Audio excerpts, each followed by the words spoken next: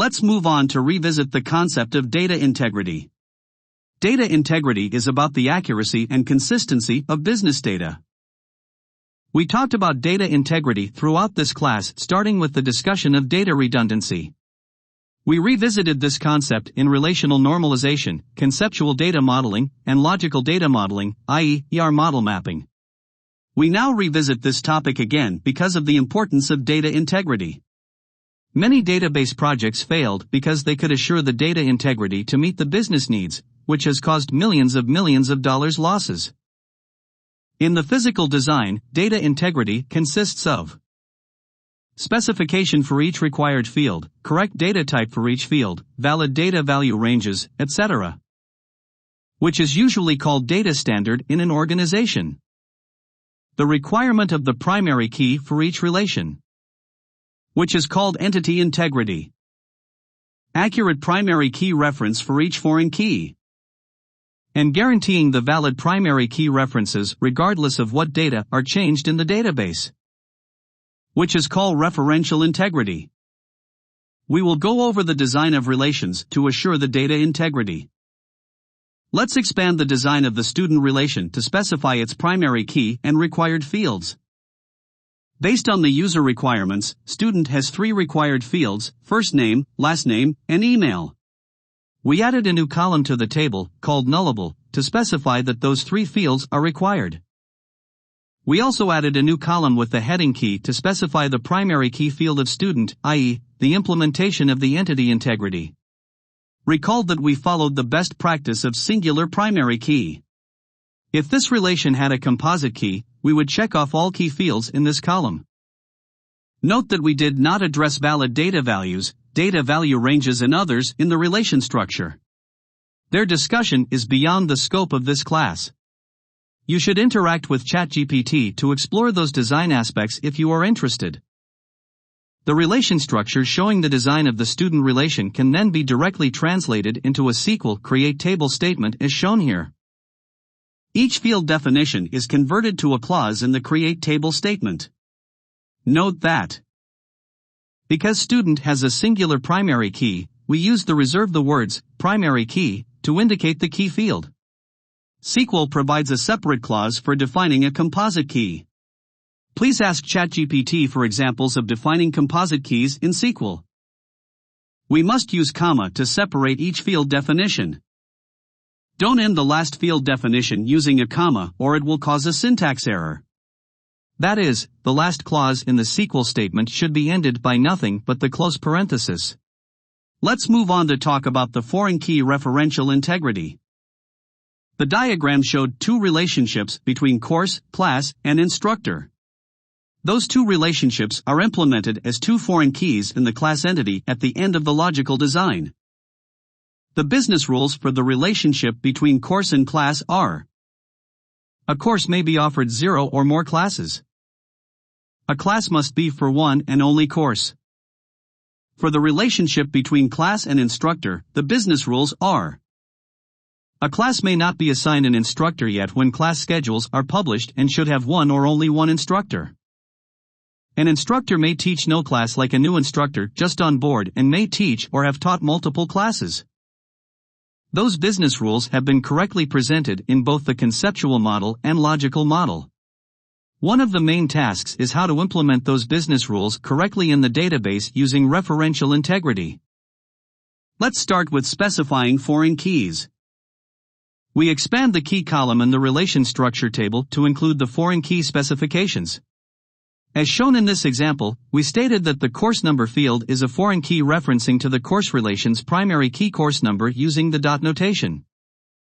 Similarly, we identified that the instructor ID field is a foreign key referencing to instructor's primary key instructor ID. Note that the best practice is to use the name of the primary key as the name for each foreign key if possible, for readability of the design and reducing possible syntax errors. The foreign key specifications can be converted to the foreign key clauses in the SQL create table statement as shown in the slide. Note that Oracle requires a unique name for each foreign key constraint definition. My preference is to concatenate the relation names with the FK postfix to form the unique constraint name for readability.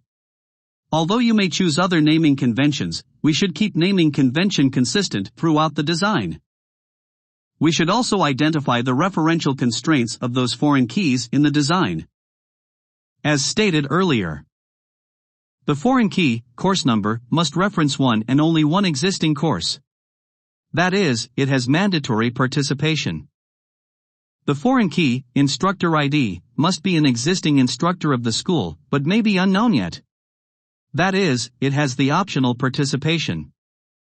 The referential integrity requires us to state the constraints explicitly in the design.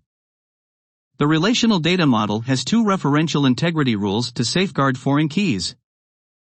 Every foreign key value must match an existing primary key. In our example, we must tell the database that the instructor of a class must be an instructor of the school. A foreign key value may be null, i.e., unknown, if the foreign key field itself is not a required field. In our example, the instructor of a class has not been assigned yet. Note that this rule is only applicable to foreign key fields that allow null values. If a foreign key field is a required field, the second rule is not applicable. Let's use our example to illustrate how those two referential integrity rules work. Assume that our database has a record for the CIS 2010 course and this course has offered a class section on Tuesday evening in the fall semester as shown in the slide. Let's also assume that the CIS department decided to rename the CIS 2010 course to CIS 3010 and wanted to change the CIS 2010 course number in the course record. Without specifying any referential integrity rule, the foreign key in the class record is no longer valid after changing the course number of the record, which is not acceptable because it validates the data integrity and the business rules. That is, this data change caused a data integrity error. The referential constraint rules can be used to tell the database how to prevent such data integrity errors. If we specified the first referential constraint rule to maintain valid foreign key values, the database can take one of the actions. Reject the data change because the CIS 2010 course has offered a class. That is, the primary key value, CIS 2010, is referenced by the foreign key in the CIS 2010 class. The database would raise an error message.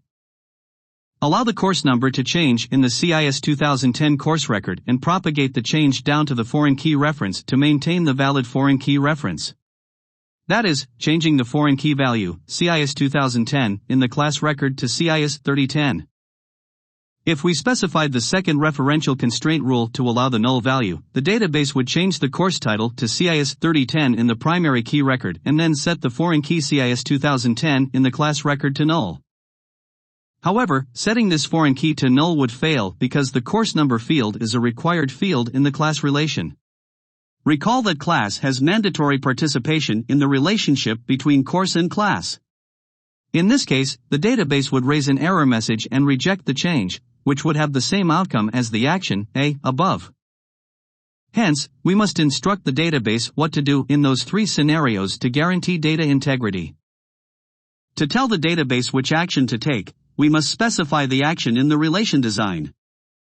As shown in this example, we decided to cascade the change to the primary key, course number, to all foreign keys. That is, changing the course number of all CIS 2010 class records to the new course number, CIS 3010. This option is the most popular design choice because it results in less side effects after changing primary key values. Now, let's look at the scenario of deleting a primary key record.